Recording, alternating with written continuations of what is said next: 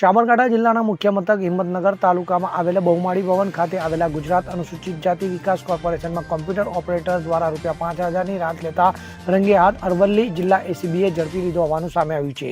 તો બીજી તરફ સાબરકાંઠા એસીબી પોલીસ સ્ટેશનમાં જિલ્લા મેનેજર સહિત 2 સામે ગુનો નોંધાયો હતો. આ અંગે એસીબીમાંથી મળેલી માહિતી મુજબ આર્થિક વિકાસ માટેની સ્વરોજગાર યોજનામાં પશુપાલનનો વ્યવસાય કરવા માટે 2 લાખની લોન મંજૂર કરવામાં આવી હતી. જે લોન મંજૂર થતા આ કામના ફરિયાદીએ હિંમતનગર સ્થિત ગુજરાત અનુસૂચિત જાતિ વિકાસ કોર્પોરેશન ગાંધીનગર હિંમતનગર અનુસૂચિત જાતિ વિકાસ નિગમની કચેરી ખાતે સદર મંજૂર લોન આપવા માટે ઉપરોક્ત આક્ષેપિતોએ જરૂરી દસ્તાવેજી કાગળો રજૂ કરવા તેમજ સદર કામગીરીના અવેજ પેટે કચેરીમાં ફરજ બજાવતા કોમ્પ્યુટર ઓપરેટર જગદીશ અમૃત પરમાર અને જિલ્લા મેનેજર સુરેશ રત્નાજી કટારા દ્વારા 5,000ની લાંચની માંગણી કરાઈ હતી. લાંચની રકમ ફરિયાદી આપવા માંગતા ન હોવાથી એસીબીનો સંપર્ક કરીને મંગળવારે અરવલ્લી જિલ્લા એસીબીના લાંચના છટકામાં કોમ્પ્યુટર ઓપરેટર જગદીશ અમૃત પરમારે ફરિયાદી સાથે હેતુલક્ષી વાતચીત કરી લાંચની રકમ સ્વીકારી સ્થળ ઉપર પકડાઈ ગયો હતો. અને જ્યારે જિલ્લા મેનેજર સુરેશ રત્નાજી કટારા હાજર ન હતો, જેને લઈ અરવલ્લી જિલ્લા એસીબીએ ઝડપાયેલા કોમ્પ્યુટર ઓપરેટરને પકડી સાબરકાંઠા એસીબી પોલીસ સ્ટેશનમાં લઈ ગયા હતા, જ્યાં કોમ્પ્યુટર ઓપરેટર અને જિલ્લા મેનેજર સામે ગુનો નોંધી આગળની કાર્યવાહી હાથ ધરવામાં આવી હતી.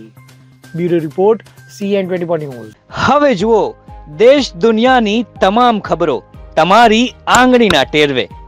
ઉઠાવો મોબાઈલ અને Google Play Store પરથી ડાઉનલોડ કરો અમારી CN24 ન્યૂઝ મોબાઈલ એપ.